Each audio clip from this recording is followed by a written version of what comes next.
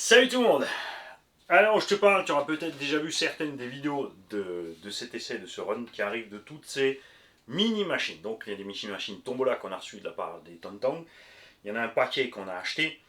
Et ça va donc de la 1/16e, 1/14 et pour finir avec les 1/12e Larlo. Eux ils appellent ça un 10, ils font ce qu'ils veulent. On va commencer dans l'ordre. Nous avions donc déjà fait des essais et un retour, tu vois, j'ai encore tout dans la mallette, hein, sur ce machin là, 1/14e, donc MJX 14, je sais pas quoi. On était content de la machine, de la puissance, de l'autonomie. C'est un peu dommage que la carreau soit en PVC d'un autre côté. Si tu t'en sers normalement, puisque là on était sur Pump Track et compagnie, elle n'a pas souffert du tout. C'est vraiment seulement les Megaso avec quadruple flip loupé qui ont fait du mal à cette carrosserie. Tout le reste n'a pas bougé. Donc ce qui nous embêtait le plus, c'était ce train avant. Ce train avant qui n'avait que ça de débattement. Ensuite, tu étais embuté, ça te montait la caisse. Et l'angle de direction. On a donc corrigé ceci en chauffant ici et en redressant les triangles. De ce fait, on a gagné 4-5 mm de garde au sol devant et on récupère la totalité donc du débattement de suspension, ce qui améliore grandement le comportement du véhicule. On est toujours relativement léger du train avant, hein. Il monte vite sur ses roues arrière, surtout en 3S. Alors en 2S ça va super bien, en 3S à 70% ça va bien, en 3S débridé, selon où tu roules, ça pose un petit peu problème. Bien sûr, ce nez monte très vite, malgré qu'il peut squatter bien à l'arrière, parce que on arrive à un moment buté ici, avant que le châssis frotte. Donc là, il est parti, et il n'y a pas de diff central. Cette petite bécane avec encore un diff central en plus, ça changerait totalement la donne, et ça serait vraiment super. Il est déjà bien, franchement. La direction, celle-là, on va se pencher dessus quand même. Il y a largement la place pour mettre un palonnier plus long. Parce que ça braque pas assez. Et ce qui est très bizarre quand même, c'est qu'on a l'impression que ça braque moins. On va le faire ensemble vite fait. Avec la radio. Un 16e, bouge pas, un 14e. Ça braque beaucoup moins. Avec la radio qui était restée allumée. Quel est le dernier qui a utilisé la radio du... Un 14e parmi les deux Kiki qui est avec moi. Donc c'est soit Mathias, soit Hervé. Je vais accuser Hervé. C'est moi qui ai emballé les machines au retour, c'est ma faute. C'est moi qui n'ai pas vérifié que tout était éteint. Ça tombe bien, c'était encore deux super vieilles pipiles qui traînaient par là. On va se prendre le temps parce que, comme il y a un tas de choses à dire sur ces mini-machines, un tas de choses positives, hein. Un tas de choses positives, les gars. Vraiment. C'est... Ah, il me reste la deuxième de la vieille paire, ça c'est cool. Hop. Hop. Donc sur cette machine, on va se poser la question du palonnier. Ça me ferait suer un petit peu de devoir changer la radio pour pouvoir profiter du plein débattement. Les gars, mais s'il n'y a pas de choix, on va falloir faire. Parce que changer le palonnier, c'est bien. Ça nous permettra de gagner la bonne distance. Enfin, si vraiment on peut le faire juste avec ça. L'autre souci, ce sera éventuellement qu'on ne peut pas le faire à cause de quelque chose qui bute mécaniquement. Pourquoi j'ai pas tout fait à la fois? Parce que je voulais y aller par étapes.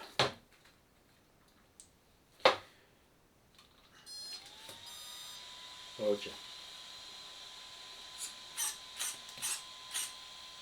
Tu vois, là on est à fond. Ok? Je vais l'éteindre. Et on va voir si on peut aller plus loin. Ouais. Il y a donc définitivement un problème avec le rayon de braquage au niveau de la radio. Je n'ai rien trouvé nulle part. Il y a un utilisateur qui m'a dit qu'apparemment on peut régler ses butées de direction, mais moi j'ai rien trouvé. Et on a définitivement un souci avec ça. Ils te disent de rien toucher au moment de mettre en route. Est-ce qu'il y a moyen peut-être de tricher à ce moment-là?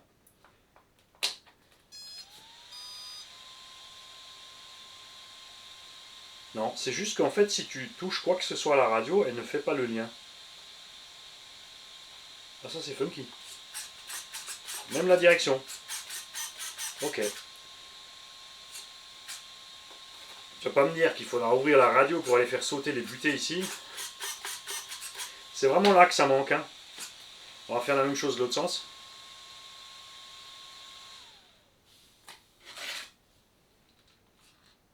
On gratte encore un petit peu aussi. Moins à gauche qu'à droite, ça c'est aussi assez funky. Après, ça suffit pour rouler. Le petit avantage d'avoir un angle de braquage moindre, c'est quand tu roules plus vite ou que c'est glissant, c'est simple à garder le contrôle. J'éteins bien la radio cette fois. Ok. Voilà. Donc, à se pencher encore sur cette histoire de direction. C'est un mini servo, donc j'ai pas de mini sauf servo avec un palonnier plus long. Ça, c'est peut-être le truc qui va coincer. Mettre, bien sûr, un bras de cerveau plus long, mais sans sauf cerveau, ça c'est un problème. L'autre chose qu'on va vérifier, c'est le cut-off. Où est-ce qu'il est mon là? Et au niveau de l'autonomie, là c'est donc du 3S 2005 qu'on a utilisé, bridé à 70. Vous avez aussi la différence entre être dans un pré et mettre gaz, gaz, gaz, gaz, gaz, et de se retrouver sur un circuit où tu roules tranquille. La lipo est quand même descendue à 9,8 volts. Hein. 3,36, 3,40, 3 volts. Donc on est dans des taux bas quand même, craignos. Après, je pense que si c'est parce qu'on s'est arrêté, on est reparti. Ensuite, la machine est restée un petit peu un moment arrêtée. Peut-être qu'elle est restée allumée. Tout comme sa radio. N'est-ce pas, Mathias et Hervé? Et nous avons donc pu essayer celle-ci. Et celle-ci, c'est ma chouchoute entre les deux. Pour moi, il n'y a pas photo. La maniabilité de cette machine est bien plus grande que l'autre. On a une direction de fou. Ça tourne même tellement que ça bouffe le côté de la carreau. Il faudra découper un petit peu la carreau. Comme tu peux le voir, la carrosserie PVC n'a pas pris le moindre pli alors qu'on était sur le pump track. Moi j'ai roulé, Mathias a roulé, Hervé a roulé, on s'est fait plaisir. On avait donc la 3S d'origine avec 1050 mAh, grosse autonomie. Finalement, sur ce pump track. Ensuite, on a rentré une 2S. Ah, mais c'est une 2800. C'était de. Là, franchement, la 2S, je me suis dit, c'est pas possible, la machine ne s'arrête plus. Puisque à la 3S, c'était moi et Hervé. Ensuite, on a mis la 2S. J'ai roulé, Mathias a roulé, Hervé a roulé. Et ça roulait, ça roulait, ça roulait. Et chacun de nous a fait quart d'heure.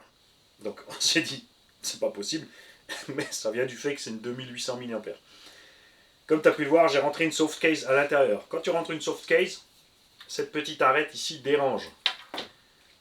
Je te conseille d'enlever le rail latéral, de sortir ça, de mettre des vis plus longues et une mousse. Parce que si tu découpes ta pièce ici, tu ne pourras plus mettre sécuriser la batterie d'origine avant-arrière. Donc soit tu achètes que des batteries d'origine, comme dit, moi je ne suis pas pour le prix. Le côté sécure est cool, par contre, les gamins, bouge pas. Il n'y a aucun câble qui dépasse pour les petits hauts. Donc c'est vraiment tranquille, ça bouge pas, c'est léger et l'autonomie est largement suffisante avec cette petite batterie là. L'autre sens manie. Hop. Il y a quand même une prise par rapport au W-Toy, tu dois mettre toi-même ta prise. L'avantage c'est que tu peux débrancher en laissant la batterie à bord du véhicule quand tu as fini. Donc tout va bien. Il y a moins de patates que dans la 1/16e, mais l'engin étant plus petit, ça suffit de large. En 3S 70% t'es bien, en 3S 100% c'est franchement funky. La direction, je répète, elle va top et les suspects vont mieux aussi. Alors bien sûr globalement on a moins de débattement que sur l'autre, mais on a une garde au sol plus haute au milieu, et ce qui fait que sur Pump Track et compagnie, ça se passe super. Elle a bien frotté aussi en dessous, mais là aussi tout va bien. Elle a pris quelques impacts, s'est fait rouler dessus par un REO. Et RS, donc si tu me demandes laquelle choisir, parce que tu as un petit budget, je vais te dire celle-là. Avec celle-là, tu as tout, tu es tranquille, tu n'as rien à modif, et tout va bien. Elle coûte entre 95 et 100 euros avec une batterie. Après, comme dit, ces batteries sont plus chères que ce qui est livré dans les autres. Donc, l'un dans l'autre, quand tu prends un ensemble avec 3 batteries, tu es à 140. Et l'autre avec l'ensemble de 3 batteries, entre 140 et 160 au gré des promos. Elle est un peu plus grande, c'est sûr. Elle passe un peu mieux dans l'herbe parce qu'elle est un peu plus lourde. Donc, choisis bien ton terrain. Mais si c'est effectivement pour parc et pump track comme ça, je te dirigerai plutôt vers celle-là. Vraiment, super bonne surprise cette machine. On a ramené avec nous, j'ai oublié la plus petite, FMS. Et FMS, je vais vous refaire la manip pour ceux qui n'ont peut-être pas vu la vidéo. Merci à l'abonné qui a donné le signal. Ça m'a évité de devoir aller chercher. Je vous l'ai dit, hein, c'est sympa aussi de l'autre sens. Plein de gens ils se disent, tiens, allez, je sais pas quelle vis il faut là, je me sors pas le doigt de l'oignon, je demande juste à Mani. Et ces derniers temps, je me suis dit, tiens, si je faisais l'inverse, c'est-à-dire que je ne cherche pas et j'attends de voir si un abonné a déjà cherché. Et c'est le cas, donc c'est signalé, merci à toi. J'ai oublié ton pseudo, j'aurais dû le noter. Ces petits FMS donc nous embêtaient avec les freins automatiques. Ce frein automatique est réglable ici. Tu appuies 2 fois sur la touche reverse. À ce moment-là, ça clignote ici. D'accord? Et là, c'est facile. 0%, 25%, 50%, 100%. Donc là, on met track brake 100%. Bloqué direct. Ok? Donc, on a le frein. Et ensuite, il faut repartir en marche arrière. Et quand tu fais ça, parce que tu veux crawler, ici avec le bouton bind, tu sautes la partie milieu. Et t'es avant-arrière immédiat. Tu vires ça, t'es nouveau avant, frein, marche arrière. Et ici, donc, tu peux diminuer ton drag brake. Et tu vois, alors le frein, donc tu as le drag brake, le frein et la marche arrière. Tu peux laisser que ton drag brake à 25% et repartir en marche arrière tout de suite. Et ici, 0%. Frein et marche arrière. Et là, cet engin, ce pump track, un régal. Bien évidemment, niveau prix, comme on est en train de comparer avec les deux autres, et quand tu as fini, tu rappuies reverse ici, hein, au cas où. On paye à peu près 180 € pour cette machine.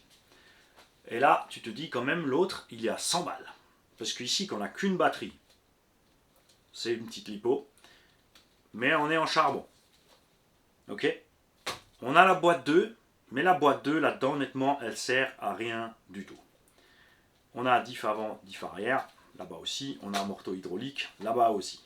Mais tout est plus grand.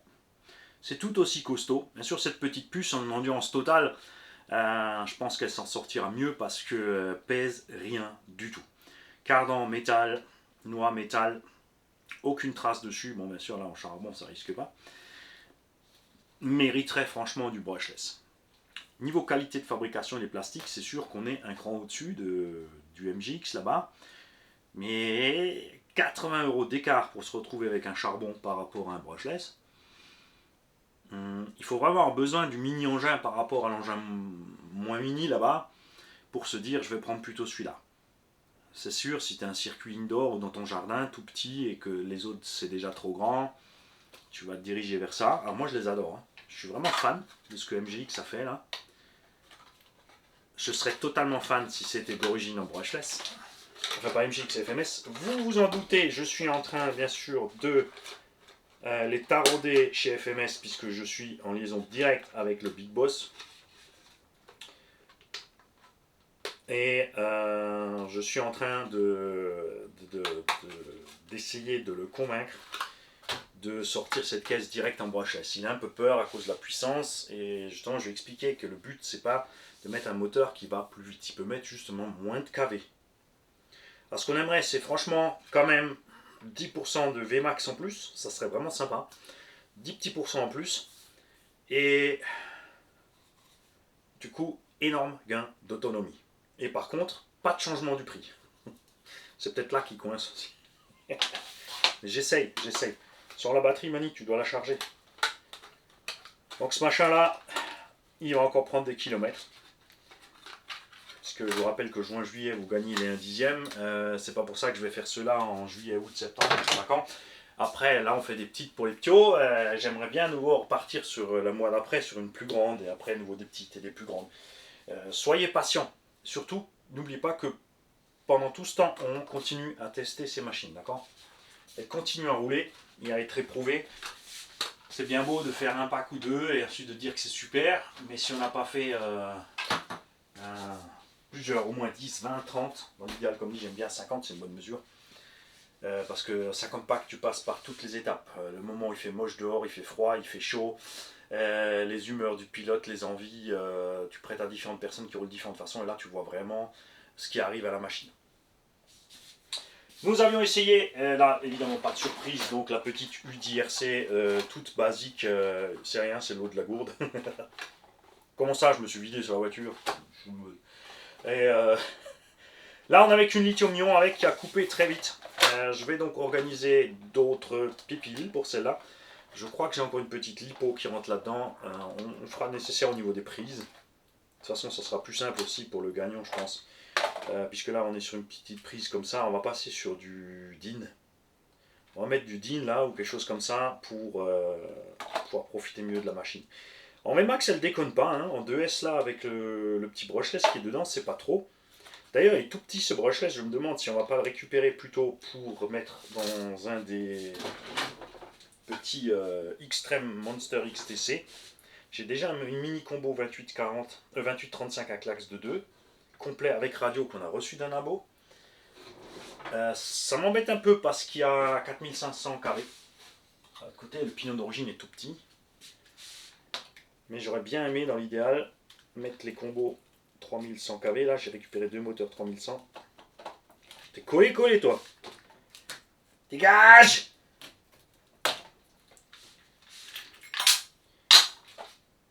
« 3900 kV en 24-35.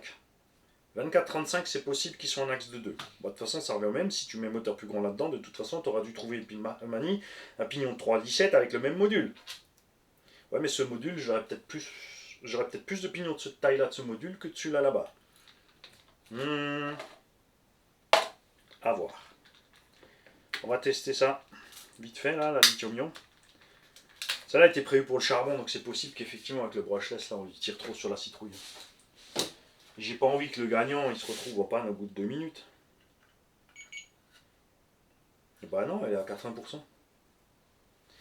Peut-être qu'elle s'effondre. Peut-être que tout simplement elle s'effondre. Donc, tu touches à rien, Mani. Tu retourneras sur le terrain avec du lipo. Tu vas faire comme d'hab, tu vas mettre les clips au-dessus, et comme d'hab, tu vas prendre la machine. Oh, je prends celle-là! Ah, faut chercher 5 clips. Ça aussi, vous le faites. C'est pour ça que ça serait bien d'arrêter d'être fainéant, hein. Et même ces petits clips-là, de mettre des petits fils de fer, des petits trous, un petit nœud, un fil de fer, un petit nœud autour du clips, et t'es reparti.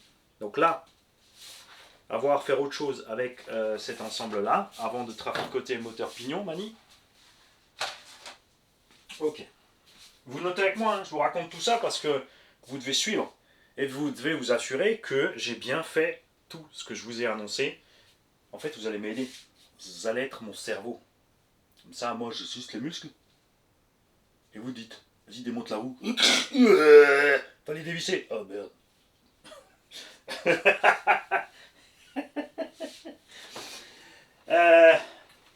Bouge pas, attends, où est la suite? La suite, c'est... Ah, c'est elle. La petite W-Toy machin chose. Je sais, il y en a qui veulent toujours les petits numéros, ils sont fans, ils sont accros des références. Moi, je m'en fous. C'est la petite W-Toy, un 12e plastique. Ok. Si vous ne trouvez pas la vidéo, je m'en fiche, t'avais qu'à mieux chercher. Il y a bien écrit test mini voiture, donc tu te penches dessus. Pas de surprise évidemment, on sait que ces machines vont bien. Depuis qu'ils ont fait les mises à jour sur les diffs, la transmission, les amortos, tout va bien avec ces bécanes. On a un bon débattement de suspension avec des angles de cardan, de noix et d'axe qui vont bien. D'accord? Avant et arrière. La suspette est un peu trop souple. Ça c'est sûr, on va travailler cette suspette. Combo variomoteur, ça va super bien aussi. On a un truc rigolo par contre, vu d'ici, le moteur est de travers. Alors celle-là, elle est pas mal du tout. Au début, quand on a sorti cette machine de la boîte, je vous l'ai dit, on avait un entre-dents trop serré. Vu si ils ont collé. Là, tu vas dégager quand même parce que tu as les câbles qui sont coincés en dessous. Qu'est-ce qu'ils m'ont fait en fait? Tu aurais pu vérifier un peu mieux mon petit Manu avant d'aller rouler. Donc on avait un câble qui était coincé sous la transmise, sorti de la boîte, et les deux autres ici complètement sous le moteur, mais c'est pas eux qui coincent. Par contre il y a des petits graveaux. Et il va falloir démonter quand même. Hein. Non, maintenant il est libre. Au début donc, trop serré au niveau de l'autre dent, sur tout autre véhicule échelle normale, avec des vis exa, et j'aurais démonté, j'aurais fait l'entre-dent. Là on a 36 000 petites vis crucies, il faut sortir toute la platine de là jusque là. On m'a saoulé, on a roulé, et c'est passé exactement ce qu'on a prévu, c'est qu'à un moment, ça s'est libéré. Tout va bien. Et bonne puissance, bonne autonomie. Alors c'est pas exagéré, je dirais que la HBX va plus fort. Mais c'est pas mal pour la mesure de la machine. On a par contre un truc étrange, c'est WL-Toy toujours. Hein. Je sais pas pourquoi ils font ça eux. Bouge pas, ça c'était la radio de la 1.16, ah oui, parce qu'il faut les remettre avec, sinon ça va être le bordel. La radio de la WL-Toy, là. Chez WL-Toy, il y a un truc qu'ils n'arrivent pas, c'est faire une belle jonction entre ce que tu fais à la gâchette et ce que fait la machine. La direction ça va, mais les gaz, on est un peu étrangement mou et d'un coup punch. Et c'est un peu bizarre, mais on s'habitue très vite. L'équilibre de la machine aussi est assez rigolo, puisqu'on allait sur le pump track et on s'est retrouvé avec un véhicule type circuit, sans rien faire.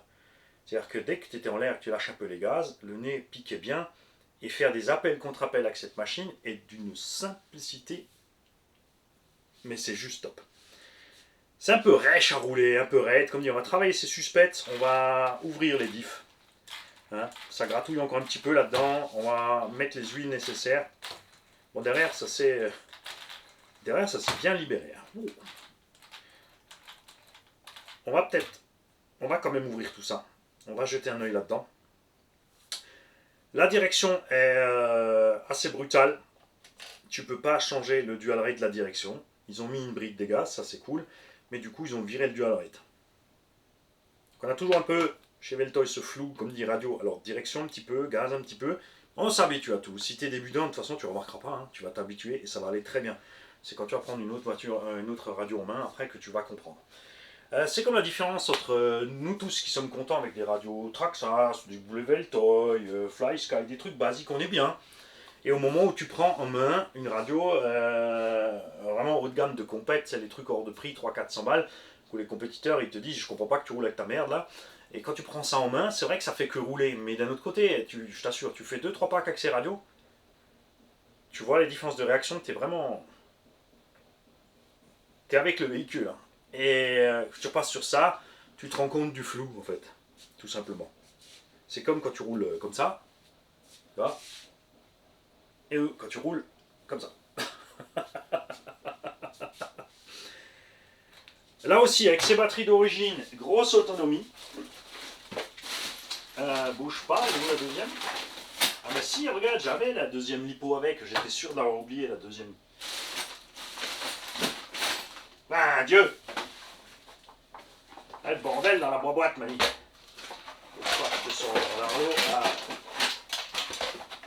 Donc, on avait pris celle-là avec 2 packs. À l'intérieur, regarde, tout ce que tu as, c'est une 3S soft case avec les prises complètement ratatinées pour aller là. D'accord? C'est uniquement clipsé collé. Pratique comme dit, pas de câble pour les gosses. Inconvénient, maintenant, tu vois, tu veux mesurer tes lipos, faut te faire un petit câble. Bon, ça va, un simple câble de rallonge, ça fait le boulot, ça existe, c'est facile à trouver. On avait une super autonomie, c'est des 3S 2000. Je suis sûr qu'on a fait les 30 minutes par lipo sans problème.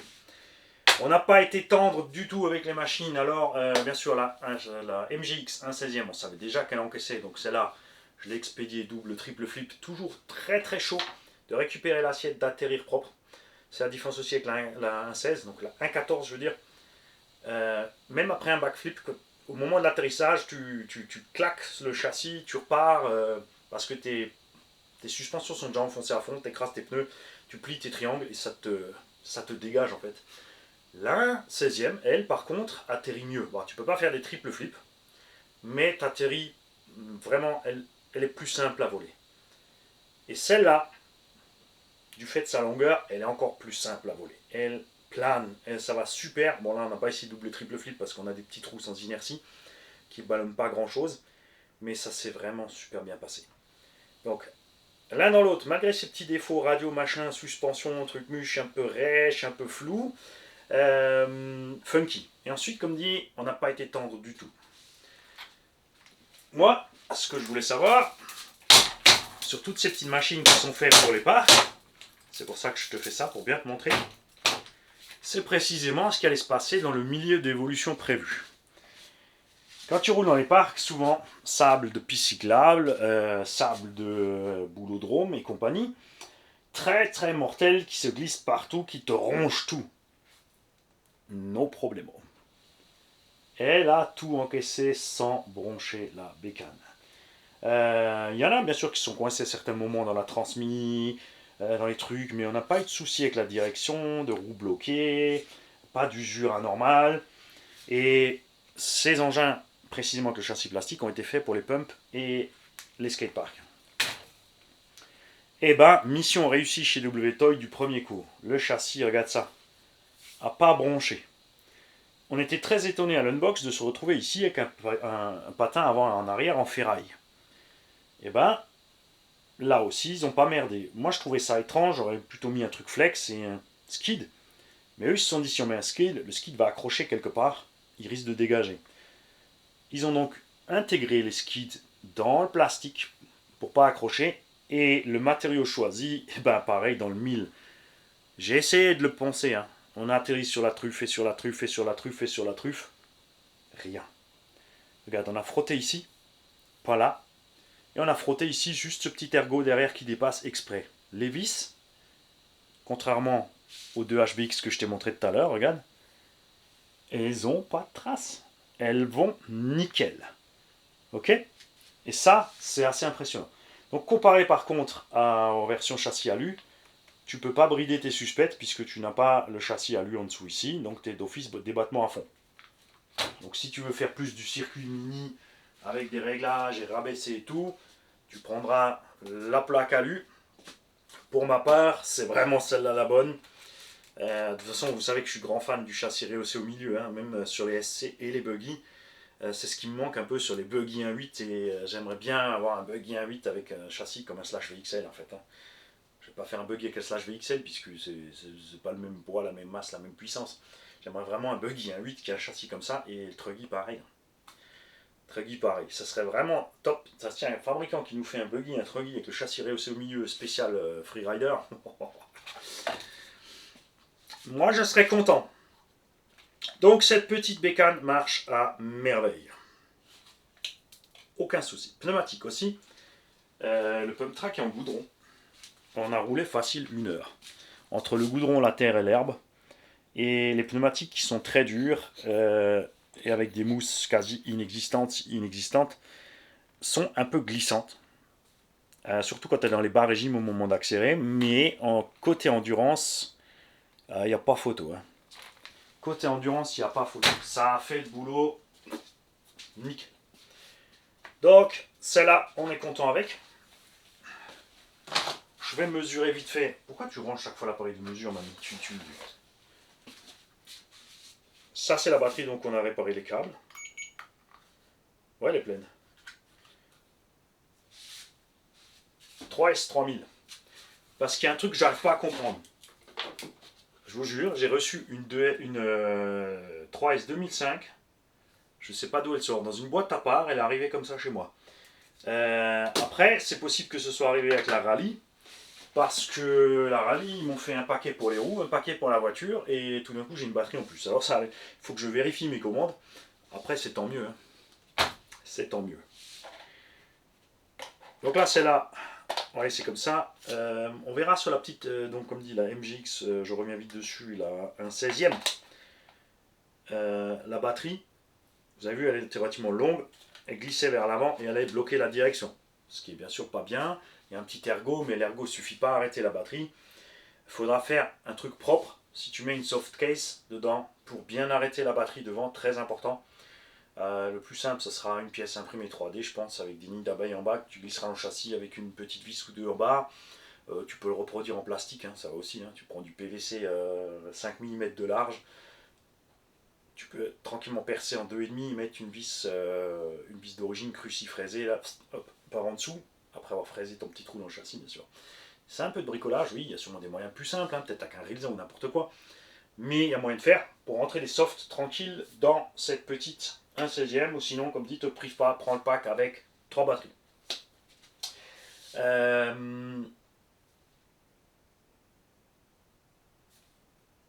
Donc on l'avait essayé en 2, en 3, oui c'est bon. Celle-là on l'avait essayé qu'en 3 parce que bon, c'est pas la peine de mettre 2 là-dedans. Tu peux brider à gogo à la radio, donc il n'y a pas de souci. Les freins sont assez brutaux. Dès que tu touches la gâchette, en fait, c'est typique des Varius Surpass. C'est que tu touches un peu ou beaucoup, bah, il engage un freinage à fond. C'est assez space, mais on s'habitue très vite. On s'habitue très vite, hein. Que ce soit Hervé ou Mathias, aucun des deux n'a eu de souci à s'habituer, alors que tu vois, on switchait vraiment d'une machine à l'autre, d'une conduite à l'autre, d'une réaction de radio à l'autre. C'était assez folklorique et fun. Ensuite, je vous ai maltraité la Citroën DS3 Ceblub. Non, c'est pas celle de Ceblub, mais bref. Cette petite Citroën DS3, donc il y a du truc scale et tout ce que tu veux, un gyroscope, machin. Pour l'instant, on a fait un essai en 2S avec la lithium-ion. On a quand même, mine de rien, fait une vingtaine de minutes. Alors avec le 2S lithium-ion, hein, on est vraiment limite en perf. Personnellement, je trouve, pour moi, c'était un peu trop mou. Mais, facile à conduire. J'ai laissé le gyro comme il était pour vous faire des vidéos avec le gyro. Prochaine fois, on va l'éteindre. Et j'ai roulé sans le cache parce que de toute façon, je te garantis que même avec le cache, le sable, il serait rentré partout. On a justement testé cette machine aussi, mise à l'épreuve dans ce satané sable qui est vraiment mortel. C'est constitué de plein de micro-cailloux. Et elle est vraiment super basse.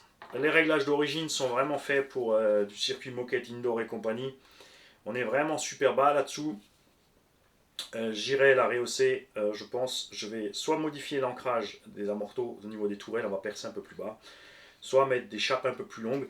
Le but, c'est pas d'en faire un engin tout-terrain. Le but, c'est juste de prendre, quand elle est posée avec le poids de la batterie, tu vois, ici, on est vraiment à 5 mm du sol. Et moi, ce que j'aimerais, c'est me retrouver ici.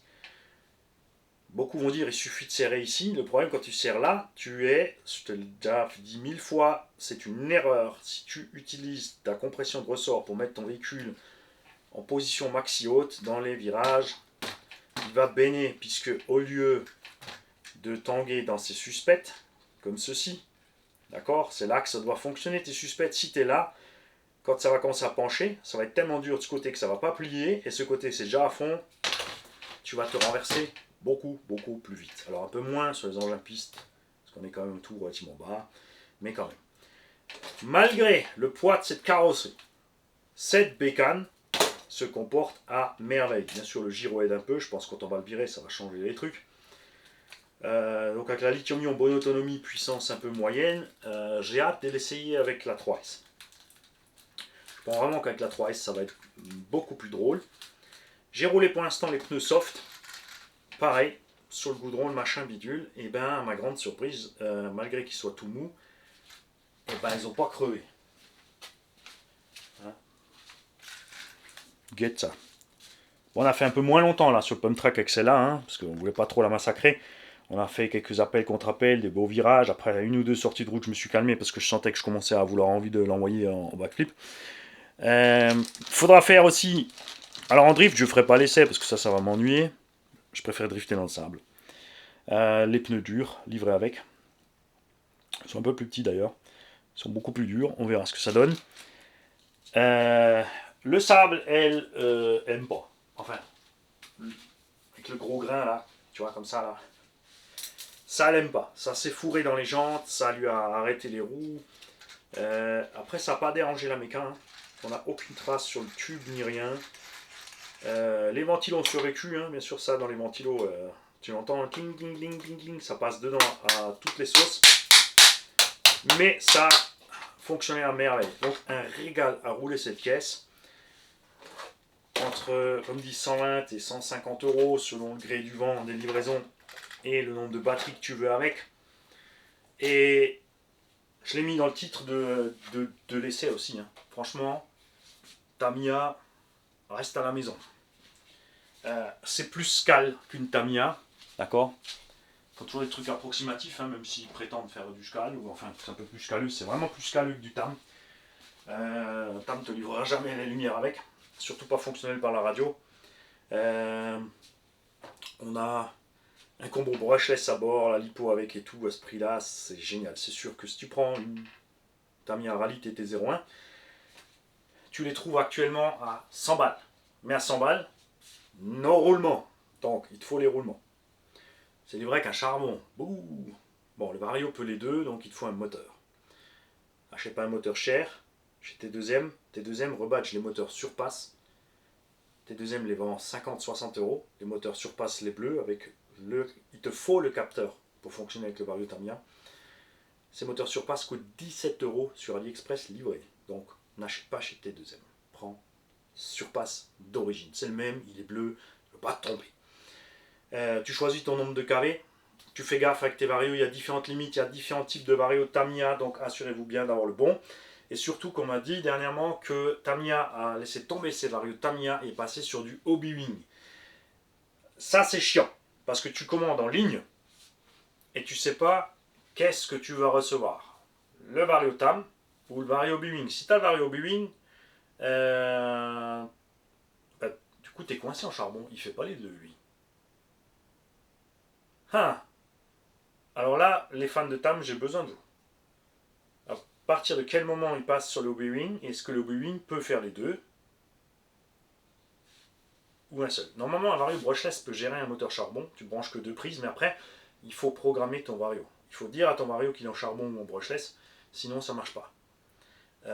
Donc, est-ce que les fans Tamiya, là, on a besoin de vous pour savoir ça? Je sais que ça vous énerve ce que je viens de dire, c'est que Tamiya, tu peux rentrer à la maison. Mais là, vraiment, enfin, il n'y a pas que. Hein. Tu vois, Vatera Mini Rally, Losi Mini Rally, Traxxas Mini Rally, tout ça poubelle. La méca qui est là-dedans est dans les tout-terrains. Dans les tout-terrains, on lui fait la misère, ça bronche pas. Donc, il n'y a aucun risque méca là-dedans. On a un super rayon de braquage, un super cerveau, le sauve-cerveau marche à merveille. On a des super pneus et pas que juste un jeu livré avec. On a un look d'enfer avec l'extracteur et tout. Le son est super aussi. Je me suis régalé avec cette caisse. Et il faut que je me prenne le temps de préparer un mini-circuit dédié à cette caisse. Mobile, hein, bien sûr. Je vais aller n'importe où c'est bien sympa et bien plat. On va amener les mini-plots. Et on va faire ce qu'il faut. Avec aussi, je vais ramener, souvenez-vous, j'ai des petites plaques de plexi que j'ai reçues aussi d'un abo. Merci à toi encore une fois. Qu'il suffit de caler avec, tu poses n'importe quoi en dessous, hein. Tu poses une lipo que tu n'utilises pas parce qu'elle n'est pas encore vide ou elle est déjà vide, une radio d'une autre machine que tu n'as pas besoin, n'importe quoi pour faire des petits sauts sympas, d'accord. Trouver un petit endroit multi-surface comme ça, bien sympathique, mais attention, autre que sable de piste cyclable, parce que ça l'aime pas, hein. Ça l'aime pas du tout.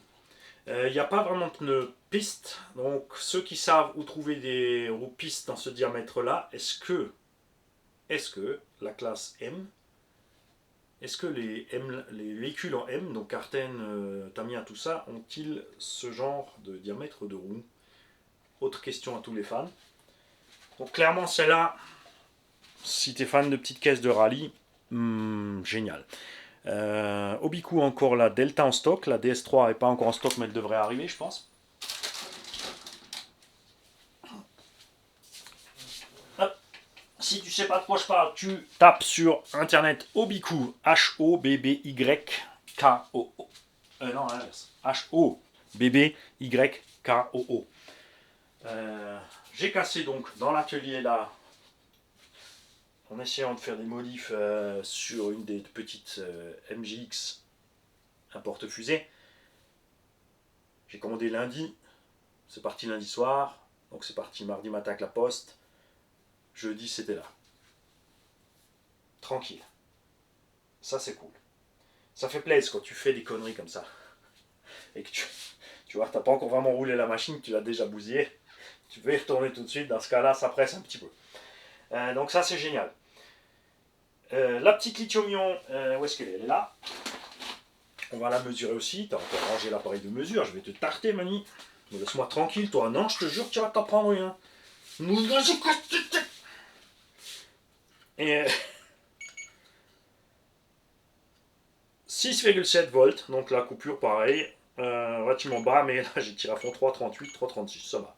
En lithium-ion, il n'y a pas de problème, de toute façon. Ouais, j'étais surpris de l'autonomie de ce 3S 2000. Je me suis dit que, vu le poids de l'engin, quand même, je m'attendais à plus du 10-15. Enfin, du quart d'heure, on va dire. Et de la lipo chaud bouillante, enfin la lithium chaud bouillante. Mais contrairement à Obitech, ils ont fait le bon choix moteur. Tu vois? Il y a un petit Funtech comme ça de série, s'il était à 140 en brushless avec des amortisseurs hydrauliques et des pneus en caoutchouc. Je dis ça, je dis rien, mais il se vendrait beaucoup mieux. Voilà, c'est sûr, ça c'est son arrêt de mort, ces caisses-là. C'est sûr qu'il est encore un peu plus gros. En parlant de ce Hobbytech, Funtech Trucmuche, allez voir chez Carson. Carson, ils font le même. Ah non, c'est pas le même. Il a des autres triangles. Mais regarde bien le châssis. D'accord. Et l'équipement, c'est la même taille, ça sort de la même usine. Je cherche pas de midi à 14.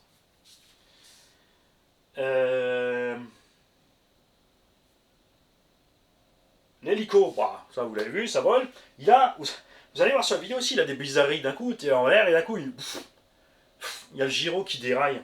Faudrait que je me penche dessus, j'ai peut-être pris un peu trop de neige. Et maintenant, donc, les Larlo. Alors, de la part Hervé, qui est donc un ancien thermiste, parce qu'il n'est pas un nouveau de la RC, il baigne dedans depuis qu'il est petit avec son père qui faisait de l'aéro. Et Mathias, qui est lui jeune, et donc pas tout à fait nouveau venu de la RC, il fait aussi du drone FPV et compagnie. Ça fait un petit moment qu'il roule aussi déjà, mais il n'a forcément pas encore eu le temps de tester 36 000 véhicules. Entre la MGX 1.14 et 1.16, le verdict de tout le monde a été très clair, et ça au bout de 2 minutes d'essai, la 1.16 est mieux que la 1.14 parce que direction, suspension, meilleur atterrissage. Si tu as un terrain un peu plus gros, la 1.14 s'en sort mieux à cause de son poids supplémentaire, elle passe mieux dans l'herbe que la petite. Mais ça s'arrête là. Voilà, et maintenant ces petites Larlo. Donc, grâce à la famille Razowski, nous avons ici un Larlo au Mini Terminator RTR 3S avec le moteur 3650. Donc, vraiment, tu es peut-être juste avec les finances et tu vas te dire je vais plutôt prendre le machin avec le moteur 2850. Je te dis non. Laisse tomber le machin avec le mini moteur. Oublie. Économise. Sonne chez tes voisins. Tombe la pelouse, lave les casses, les bagnoles. Passe l'aspirateur, fais le ménage. Tu as des petits vieux dans ton quartier. Tout le monde sait que les petits vieux, à un moment, ça devient compliqué quand tu vieillis de faire le ménage. Donc, tu mets tes petits gants. Tu vas aider ces personnes et je te garantis qu'ils vont tous te payer. C'est clair. C'est sûr et certain. Tu récupères l'argent qui te manque. Tu prends 5 euros de l'argent que tu as récupéré pour faire des tickets tombola RC Garage 68. Le reste, t'achètes ta caisse avec ton moteur 3650. La machine a roulé sur Pump Track, et donc parc machin bidule avec nous tous. Intact. On a passé les 2 batteries. Hein. On a roulé aussi presque 1 heure. Il y a quelqu'un qui m'a laissé la batterie branchée, mais c'est quoi cette histoire? Mani, il n'a pas vérifié en partant. Faut dire qu'on était rincés. On était cuits, on a cramé au soleil les gars. On a roulé, on n'a pas mangé. Heureusement on avait plein de flotte avec. Donc celui-ci a le moteur 3650, c'est le full RTR de Charles-Arlot avec sa radio de Charles-Arlot. Très important à signaler à un de mes abos, je crois que c'est Julien, qui a signalé un problème de drag brake, où il y a un des abos qui a un souci avec un drag brake permanent et un vario non réglable. Celui-ci n'a pas de drag brake. Il va donc falloir que tu te penches sur tes réglages radio, quelque chose, parce que à mon avis, ça vient de là. Essaie voir de refaire ton calibrage pour commencer. Et ensuite, moi j'ai pas fouillé la radio hein, pour savoir tout ce qui est dedans, réglage et tout. Si j'ai le temps, on le fera ensemble. Charles, tu l'as pas déjà fait. Passez voir Charles RC Garage 57, parce qu'il a sûrement déjà fait. Pour ces réglages là. Donc moi j'ai pas de drag brake. Tout allait super bien, hein, parce qu'avec un drag brake c'est sûr c'est chiant, hein, tu piques tout dessus du nez sur les trucs. Nickel. Là aussi. Bon moi j'avais déjà l'habitude de celle-là.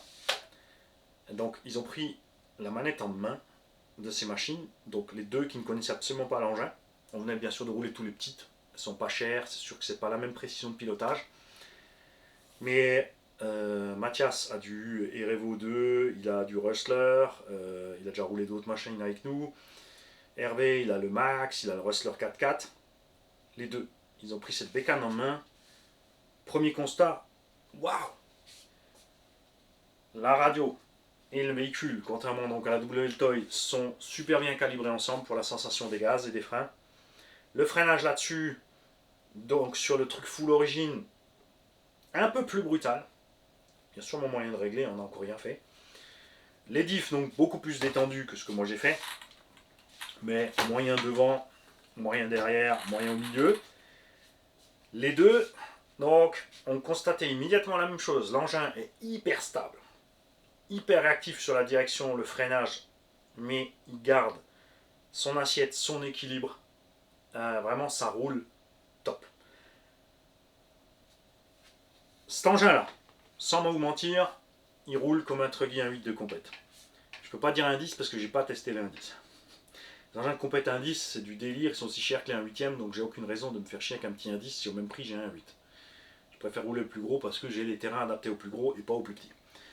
Mais franchement, ça, on met 4 roues de Truggy compétition 1.8, on met une carreau de Truggy compétition 1.8, on fait les réglages nécessaires pour aller sur circuit. Sûr et certain que tu files ça à un compétiteur, bien évidemment, pas à un pilote comme moi. Je suis sûr qu'il va faire tout de suite sans broncher des temps nickel. Cette caisse, faut la enrouler pour comprendre. Faut enrouler aussi bien sûr de l'engin 1.8 buggy Truggy compète pour vous rendre compte par rapport à plein d'autres engins qu'on a dans le monde du loisir. La précision de pilotage, la sensation, tout va bien, la suspension travaille top. Vraiment, ils ont fait un boulot sans faute sur ce qui est réglage châssis direction. On est un peu plus ferme de l'avant, tu vois, un peu plus souple à l'arrière, ça lui donne un comportement génial. Alors la largeur bien sûr joue aussi pour la stabilité. Moi j'aurais préféré un poil moins large. Peut-être voir, je trouve des roues vraiment sans déport. Mais c'est top à rouler. Ce que beaucoup ont constaté, ce sont par contre des usures entre cardan et noix. Axe de cardan noix. Ici, celui-là, il a fait pour l'instant ses deux premiers packs en 3S d'origine 2000. Alors en 3S 2000, ça c'est maintenant le point, on va aborder celui-là. Bien sûr, ceux qui ne savent rien, qui sont débutants, vont prendre le RTR. Je peux que vous le conseiller parce qu'il y a tout qui colle. Mais si tu n'es pas débutant total ou que tu sais que tu peux faire quelque chose avec tes petites pognes, pose-toi la question de plutôt prendre le châssis à poil. Ici, on a mis un moteur un poil plus gros, et oui, ça impose le besoin d'installer une platine déportée pour le variateur. Mais tu peux facilement utiliser du coup une 2S ou une 3S standard 5000 mAh. Ici aussi, tu peux, c'est livré avec, changer pour une batterie standard, mais il te faut aussi cette petite platine pour déplacer ton vario. L'un dans l'autre, il y a une batterie de toute façon fournie avec. Et si tu prends tout de suite 2-3 batteries, tu es tranquille aussi. C'est des batteries petite capacité, elles ne seront pas trop longtemps à bord, elles ne vont pas trop chauffer. Elles ont fini tièdes là dans ce genre de run. Et c'est vrai que s'il y en a une qui crève, ça fait qu'une petite batterie 3S à changer. Cet engin en 2S5000 roule avec le petit pignon maintenant et le Vélignon 3652 3500 kV de la même façon que celui-là. On a un tout petit peu plus de réactivité en bas régime avec le 3S ici. La différence est en l'air. La vidéo arrive ou est déjà en ligne. On a la même Vmax. Pourtant ici tu rentres le backflip là où ça devient, où c'est chaud pour lui. Là, des endroits où c'est chaud pour backflip avec celui-là, là ça passe tranquille. Les endroits où celui-là il backflip, celui-là, eh ben, c'est encore plus doigt dans le nez, c'est sûr. Tu as un peu plus de marge encore. Donc ce setup va mieux que celui-là. Sachant que celui-là marche très bien. Je te dis pas que c'est pas bon, je te dis que ça marche très bien, mais celui-là il a un poil mieux. Et je pense qu'il est possible de faire ça facilement sur celui-là. Donc je te dirais, tu prends celui-là, RTR, tu le découvres, tu le roules comme il est. Ensuite, faudrait tester ce qui se passe niveau moteur et conso, mais je pense que ça va être, c'est la conso qui va morfler avec le gros pignon. Puisqu'ici on avait roulé déjà le 2S5000 avec le gros pignon, ça allait sans problème, on avait un petit cog à chaud, ensuite un petit truc qui coince, donc on s'était dit on met le pignon plus petit, ça va gommer ça. On a toujours ce petit effet. Ça ne dérange pas en roulant, hein, bien sûr, c'est juste si tu es dans l'herbe haute, dans une pente, tu veux partir, il coupe. Donc on a mis le petit pignon ici. Donc il faudrait tester ici avec le gros pignon, c'est sûr, on va récupérer de la Vmax, mais en gros, vingtaine de minutes quand même, hein, 15-20 minutes avec une batterie comme ça, dans les conditions qu'on a utilisées, c'est sûr que si tu es dans un truc ouvert à faire le zazou, ça va descendre à 10-12 minutes. Hein. Là, avec la 2S5000 standard, on était déjà à 20-25 minutes avec le gros pignon, avec le petit pignon, là, on a fait des sessions. J'ai oublié la deuxième batterie en plus, j'en avais emmené qu'une, mais ce machin, il a dû rouler. Il a dû rouler une quarantaine de minutes dans les mains de tout le monde, au total, si tu regardes. Donc franchement, si tu peux le faire, prends le châssis à poil, m'installe le moteur que tu veux, ou comme dans celui-là, et donc ce que je voulais te dire, c'est que tu peux aisément, sans rien modifier. Ici, c'est un moteur 2400 kV. Ils ont joué la sécurité et le peu de risque de chauffe. Très bien vu de la part de Larlo, moins de kV, plus de S.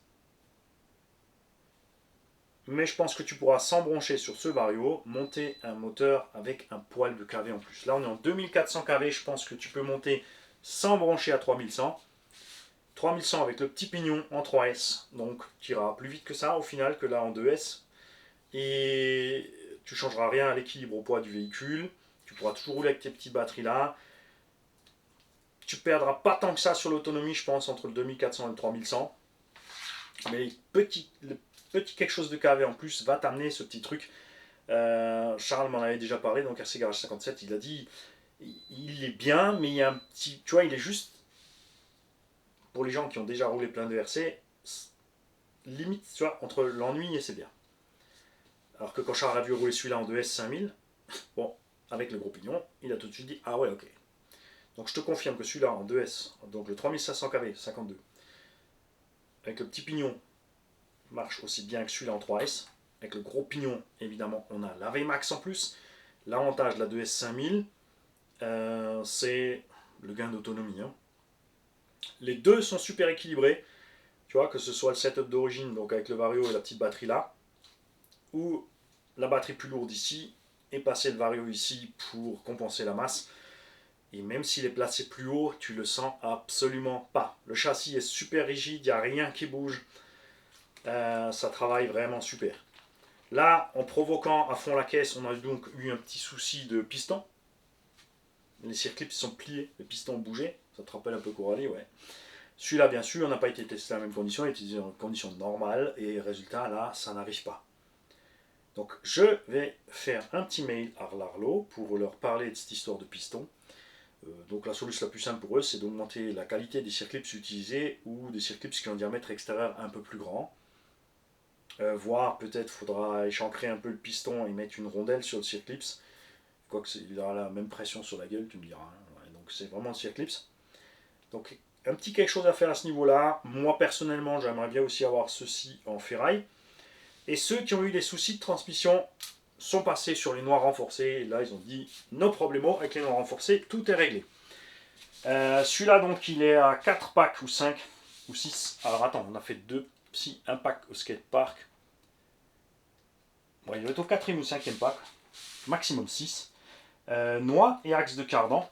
Et ben moi, j'ai en gros aucun problème. RS.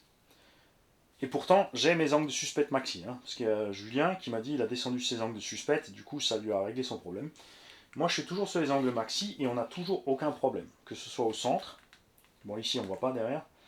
Mais là, on n'a toujours pas de problème. Sachant que moi, j'ai des huiles beaucoup plus dures. Hein. Devant, regarde, on est beaucoup plus raide. Là, j'emmène tout de suite les roues. Le centre, on est encore plus raide. Ça fait aussi que cet engin-là est plus réactif au gaz. Hein. Pour partir sur 2 roues que celui-là, il va mouliner un peu plus. Avantage de ce setup RTR par rapport à celui-là, c'est pour le débutant. Facile à gérer. Mettre gaz sans se casser la frimousse, freinage propre. Parce que pareil, il va décrocher plus vite. Du coup, les roues arrière vont tourner en sens inverse plus vite, hein, à cause de l'effet du diff. Là, on est un peu plus raide sur le centre, donc il est plus réactif sur l'assiette. Est-ce que c'est peut-être ça aussi, connement, juste qui fait que mal à backflipper, no problemo backflipper? Bah ouais, Mani. Codement en fait. Pas chercher midi à 14. Hein. Ouais. Donc vraiment très content. Les pneumatiques, sur tout type de terrain, s'en sortent à merveille. Alors oui, c'est glissant dans le sable de piste cyclable, ça c'est sûr. Mais goudron, herbe, machin, passage dans la terre, changement de surface, nickel. Super facile à gérer, super facile à rouler, tout va bien. Et tu aurais pu, pendant que tu leur parles, Mani, allumer cette radio et aller te promener un petit peu dans le menu.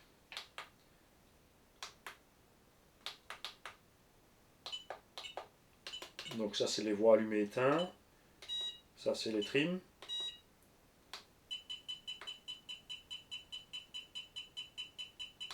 Fallait pas toucher ça, Mani.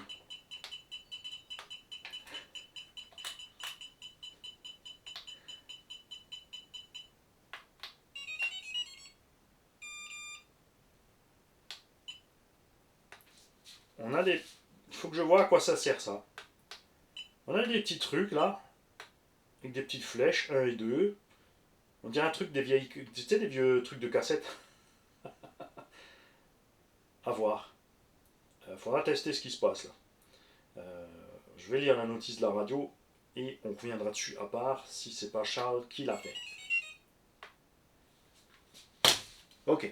On fera donc les petites modifs sur les mini dont je vous ai parlé pour continuer les tests. Les Larlo, alors celui-là, on l'a roulé pour poser le comparo donc du RTR 3S avec un setup perso. Un setup fait par quelqu'un qui n'a pas trop d'expérience, aucune idée des réglages et qui ne sait pas rouler. Pour que vous puissiez voir un petit peu, on va s'arrêter là avec lui et on va utiliser celui-là pour continuer les tests d'endurance. La bécane, je veux savoir ce qu'il y a avec cette histoire de noix, vu qu'il y a des utilisateurs qui ont eu des soucis d'usure et que moi là à l'arrière a toujours pas bougé. À l'arrière je suis resté détendu. Hein. Mais donc on va continuer à tester ça. C'est tout. J'ai envie d'y remettre le gros pignon. On va peut-être mettre 3S avec ce petit moteur et ce petit pignon. Donc là, c'est sûr que celui-là, il pourra aller se coucher, hein, parce qu'on est déjà en 3S à fond. Là, on va laisser le petit pignon. Comme dit, on est aussi vite avec celui-là qu'avec celui-là, déjà en 2. Donc on va mettre 3. Là, ça va être mortel. On va laisser le petit pignon pour voir. Et peut-être qu'à un moment, Si j'y pète son fusible, le Mani mettra le gros pignon et le 3S. Et autre chose. Qu'est-ce que je voulais dire encore? Il y a un truc que j'ai oublié, que je voulais vous raconter. On va parler de ça, on va parler de ça, on va parler de ça. Ouais, j'espère qu'il y a une boutique en France qui va prendre l'Arlo. J'ai proposé à Gilles de voir s'il pouvait rentrer en contact avec eux, si ça l'intéresse. Parce que tu peux commander que sur leur site, donc chaque fois tu as les frais de port et le délai jusqu'à ce que ce soit arrivé chez toi. Alors oui, c'est sûr, tu vas me dire, oui, bah, tu prends au passage plusieurs pièces. D'un autre côté, comme je vous l'ai dit, ça sert à rien de stocker trop de pièces. Ça sert à rien d'acheter une machine pas chère, à 240 balles de RTR, et ensuite d'acheter et de stocker 100 balles de pièces au cas où. C'est quand même plus sympa de pouvoir rouler librement et ensuite voir un peu ce que tu uses et ce que tu casses et ne commander que ce que tu as besoin. Que de se retrouver avec des pièces en stock inutiles. Parce que par défaut, il y a des gens qui vont tout de suite commander des triangles porte-fusée. Pourtant, vous avez vu que ça casse pas. Donc, ils vont te servir à rien tes pièces. Il y en a l'autre, tu vas pas acheter des noix, alors que des utilisateurs, tu vois, ont pu constater déjà une usure des noix et qu'il vaudra peut-être mieux stocker une paire de noix. À voir.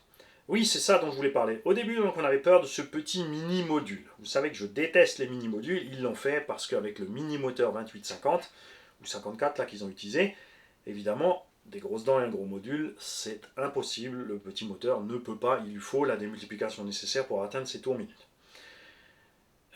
Donc très surpris de la solidité de ce mini-module et du silence de ce mini-module. Vous avez vu que toutes les autres marques qu'on a testées avec des mini-modules comme ça siffle, c'est dégueulasse. Là, nickel. Donc c'est faisable, même avec un mini-module, d'être silencieux. Dans le sable, terrible donc de piste cyclable, là aussi, on s'attendait à avoir quelque chose qui allait bloquer un moment la transmise, puisque bon, c'est fermé, mais c'est quand même ouvert en dessous, hein, c'est juste un petit capuchon, on aurait aimé fermer complet. No problemo. Je crois un utilisateur à qui c'est arrivé, il y a une grosse pierre qui lui a usiné le carter, c'était ça. Ça lui a flingué le carter de diff. Vous avez vu aussi, vous allez voir sur les vidéos, combien, là c'est flagrant, la différence de sensibilité entre un conducteur de RC normal et Mani. Hervé, habitué donc à piloter en thermique, en machin, maintenant en électro. Ah, il y a un bruit. Ah, il y a un truc, il n'y a pas un truc bizarre. Ah, je sens un truc. Il va voir, il regarde. Ça, c'est la bonne chose à faire. Et la mauvaise chose à faire, ouais, on verra après. Il fait attention aux caisses, surtout que là, en plus, il savait que c'est vos caisses tombola. Il n'a rien laissé passer. Hein. Arrête, il y a un bruit. Le ventilo fait un bruit. Il y a un truc. Il y a un machin. Mais, je le répète, c'est ce qu'il faut faire. Prenez-vous ce temps, réagissez de cette façon-là, faites attention aux bagnoles si vous voulez qu'elles durent. Hein. Sinon, après, il ne faut pas vous étonner d'avoir tout flingué et cramé. Un essai qu'on n'a pas fait et qu'on refera aussi en profitant des autres machines, c'est d'installer sur le HBX 1/14e, je vais installer ces petites Louise. Okay. Sur le 1/16e, on va installer des roues de Obao Hyper 10 TT. Elles sont un peu plus grosses. Mais le but, c'est d'en faire un petit Team Magic. Point de vue look, on a un gros déport et je pense que ça devrait le faire. Elles sont pas lourdes, elles sont un peu plus grandes, mais le moteur n'aura aucun problème à emmener ça. Et le véhicule, le 1/16e, récupérera donc la vitesse qui lui manque par rapport à un 14e. On sera donc sur le même truc. Sur le buggy, on va installer certainement les roues qu'on a reçues d'un Tonton, qui sont des Remo Hobby. Et contre toute attente, ces machins-là, les abots t'ont dit ouvre proprement les sachets, comme ça tu peux remettre un scotch quand tu l'emballes pour le renvoyer. Ces petits trous Remo Hobby qui sont sur bedlock. Et on a vraiment une sensation de gomme. Celle-là, j'ai envie de les mettre sur le petit buggy VL-Toys. Double VL-Toys. Si tu demandes pourquoi je dis V à la place de W, tu n'oublies pas que je suis aussi allemand. Et en allemand, V, et ben, c'est W et V, c'est l'autre. C'est pour ça que souvent je dis V. Ok ? Donc on mettra ça sur l'autre pour aller faire une petite session piste. On testera peut-être à l'occasion donc les autres roues pour la petite rallye. J'attends de votre part dans les commentaires quelle taille de roue piste se monte sur cette mini rallye. Pour vraiment mettre des roues pistes, pour vraiment aller sur le goudron, pour profiter sans trop de glisse et sans flinguer trop les pneumatiques qui sont livrés avec. Enfin, c'est sûr qu'ils vont sur le goudron, mais on va les poncer. C'est pas ce que j'ai envie de faire. Après, pour la petite double toy, si on va sur le goudron, je peux aussi mettre celle-là. Elles sont peut-être un peu molles, je pense. Ça risque de poser problème. Pour le bouilli. On verra ça. Niveau cut-off lipo. Tu t'oublies, Mani. Le cut-off des petits Larlo, il en est où? 10 volts 50, 3,5, 3,5, 3,5. 10, 50 aussi. 3,5, 3,5, 3,5. Ok. Il y a bon. Quand je dis 3,5, 55 ou juste 3,48. Hein.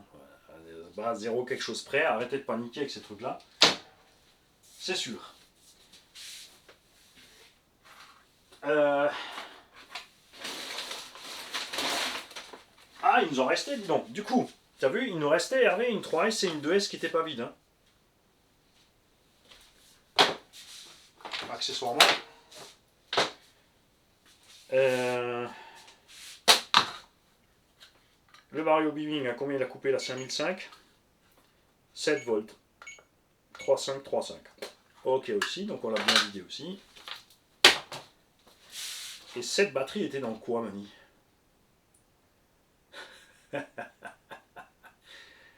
Deux S3000. Ah, mais c'est la batterie. Donc, oui, on a roulé aussi donc le HBX 1/14e en 2S. Donc la coupure chez lui, elle est vraiment un peu basse. Hein, 3,4, 3,4. Bon, ça va. On arrive sur des limites plus basses. Faites gaffe en été. Dans aucune des machines, les moteurs étaient trop chauds, alors qu'à l'extérieur, ça cognait déjà bien. Après, je le répète, quand tu roules comme ça sur un pump track, un circuit, gaz, pas trop fort, évidemment, ce sont les meilleures conditions d'utilisation pour l'électronique. Le pump track, c'est pas la meilleure condition d'utilisation pour la machine si tu vas trop fort. Par contre, si tu gères, appel contre appel, et que tu tapes pas, et que tu pars pas en étoile, et que tu fais pas des crashs sur le côté ou sur le toit mortel, j'ai plus rien d'autre avec l'ensemble. Tout se passe bien. J'attends aussi de savoir, tous ceux qui savent plus sur la radio que moi, de nous mettre dans les commentaires les petites subtilités de cette radio. Sur les RTR, vous ferez attention, le Vario est juste fixé au double face. Alors c'est con parce que la platine du Vario, elle a les trous pour les Riesland, mais ils les ont pas mis. Donc, avant d'aller rouler, enlève la platine du Vario, passe un Riesland autour, d'accord. Tu prends un fin. Le but, c'est pas qu'il tienne tout, hein, c'est qu'il l'empêche de dégager. Parce que là, tu vois, ça aurait pu très mal finir alors que le véhicule est neuf. Hein. Heureusement, Hervé était là, il a remarqué tout de suite. Les gars, dans les commentaires, je vous ai posé plein de questions, j'aimerais des réponses. Et j'aimerais plein de retours d'expérience de tous ceux qui ont ces véhicules. Donc les WLTOY, châssis plastique ou métal, les petites MGX 1.14, 1.16, les Larlo, la MGX Rally, il y en a déjà plein qui l'ont. Donc j'aimerais avoir des retours d'utilisation des utilisateurs sur ces machines. Donc normalement dans les commentaires, j'aimerais me retrouver avec 200 commentaires bien fournis de choses à lire avec mon petit café pour pouvoir enregistrer toutes ces informations et les repartager aux gens qui vont ensuite m'écrire au fur et à mesure, qui ont besoin d'infos. Ou je pourrais dire aux gens, c'est le but de cette manœuvre. Pourquoi je vous demande toujours ça? C'est quand quelqu'un va me demander, je pourrais juste envoyer le lien de la vidéo. Je lui dirais, regarde la vidéo, et pendant que tu écoutes, lis les commentaires, tout le monde s'y est mis, tu as toutes les réponses dans les commentaires de plein d'utilisateurs de façon différente pour que tu puisses te faire une idée sympa de la machine si tu hésites à l'acheter ou pas, pourquoi tu pourrais l'acheter ou pourquoi pas. Donc de tout ce que je viens de présenter là, la seule donc qui a un petit négatif, c'est la MGX 1.14. Cette histoire de direction de train avant, ça c'est dommage. Toutes les autres, il n'y a rien qui déconne. Ah, ça c'est pas souvent que ça arrive, hein, sur une série complète comme ça. Maintenant, moi, je vais finir de ranger tout ça. Je vais pas les nettoyer, je vais pas encore les modifier. On fera ça quand on décidera de faire la prochaine session. Là, j'ai fait du mini pour un moment, c'est bon. Vous avez de la chance, il y a peut-être Hervé qui va pousser derrière pour que je vous le fasse. Ce que j'ai envie de faire, c'est de préparer une session de Monster 1.8. Le Bao, on va le laisser comme il est parce qu'il est nickel. Le Savage, il va bien. Il y a juste donc, le combo ZTW qui saoule. Je vais voir si je peux régler quelque chose. Si je peux pas le régler, on va certainement mettre un autre vario. Le REVO, bah, il va nickel avec son vario beaming et combo turbo. Et on va sortir enfin le KPM. Après ça, ou avant ça, je vais préparer une session 1/5. Celui-là, on attend Sergio, d'accord? Soyez patient, il faut que Sergio et moi on ait le temps de se croiser. C'est sa voiture, elle est neuve, c'est lui qui fera les premiers tours de roue. Donc on va ressortir bien sûr lui, parce qu'il faut voir jusqu'où va ce diff. Le Losify a été préparé, le Baja a été préparé. La Airsnake a été préparée, mais celle-là, oui, ça sera sur le goudron. Donc on fera peut-être sûrement un dimanche une session au Jardiland, donc jardinerie des 3 frontières à Sirens, pour tester la sortie 1/5. Ce qui fait que si j'ai le temps en semaine, on fera en semaine les petites sorties 1/8.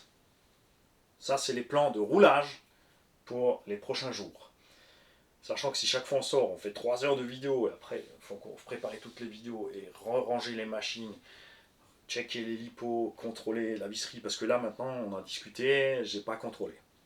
Dans l'idéal, quand tu rentres, je te le rappelle, tu checkes, surtout si tu as été sur des surfaces dures, les serrages de toutes les vis, si tu as fait beaucoup de sauts, beaucoup de flex, tu contrôles les serrages, tu regardes si tes axes sont bien au bon endroit, pas de biellette de tordu, pas de plastique qui a commencé à fissurer quelque part, axe de suspension bien droit, fixation bien au bon endroit, rien qui s'est décollé, qui se balade au niveau de ton électronique.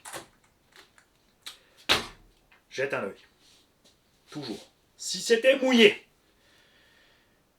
impératif, dès que tu rentres, de huiler tous les roulements et les parties métalliques. Et si c'était vraiment trempé, que tu as vraiment fait le cochon, de toute façon, tu connais la musique. T'enlèves l'électro, tu rinces, tu nettoies, tu démontes tout. Tu regresses, tu rehuiles tout. Mais tu remontes ta bécane.